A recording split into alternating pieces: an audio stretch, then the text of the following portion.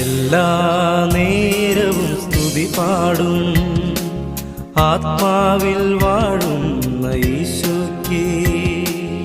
എല്ലാ നേരവും സ്തുതി പാടും ആത്മാവിൽ വാഴുന്ന ഈശോയ്ക്ക്. അൾത്താരയിൽ വരും തിരുനാഥന് അപ്പമായി തീരുന്ന ഗുരുനാഥന്